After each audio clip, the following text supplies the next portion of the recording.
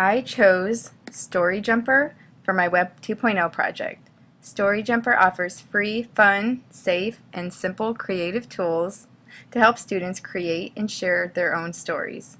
To get started, users set up a free account that is verified through email. Then users are able to begin creating their own stories. Some of the features that I really like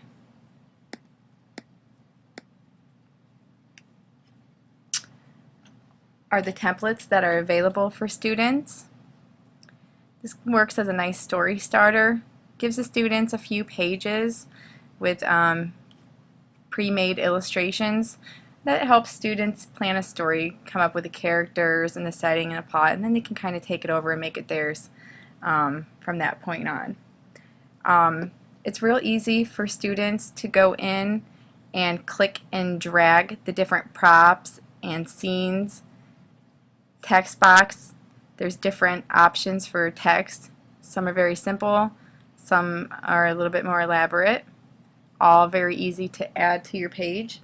However, students can also add their own drawings and photos as illustrations to their stories if they want to. I also like, go back to the home page, I also like that Storyjumper offers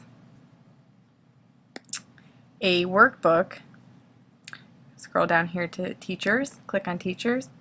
Storyjumper also offers a workbook that teachers can use to help teach students about the 7 steps for writing a complete story. Over here it shows you how it works. You can download or just preview the Story Starter workbook online.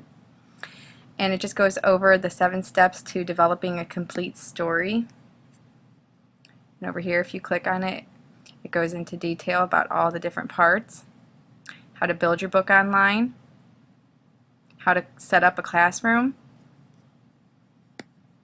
So that's going to take me to the option button at the top, My. I clicked on that. I don't have any classes set up yet. I'm a reading resource teacher, so the classes and grade levels that I work with year to year change, so I haven't set up any new classes. But when you're ready to, you just come in here, click on there, and you can set up your classes. So that's what I was talking about, setting up and maintaining your classes. But I did create my book.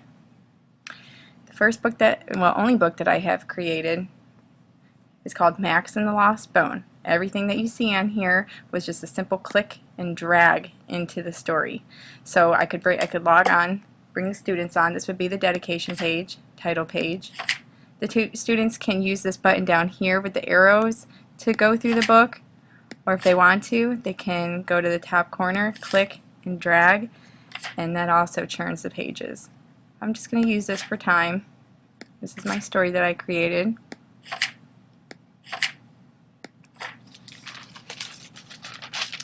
And that's the end. And you just go here and it closes the book. When you get to the end of the story, if I wanted to, I can keep it private, or I can choose to share with friends, and if I was ready to, I could click on create and begin creating another story. I would use my project as an intro to writing a narrative story or poem in Writer's Workshop. I would probably have the students, since I already work with small groups of students, I would have them work in groups, brainstorming story ideas together and completing story maps. I even have worksheets at this site and lesson plans that teachers can use. I have my own story maps. And so once we went through that process and the students had all done their part and put together their ideas and all the different parts for the story, then they'd be able to go on together and complete their books on the Storyjumper website.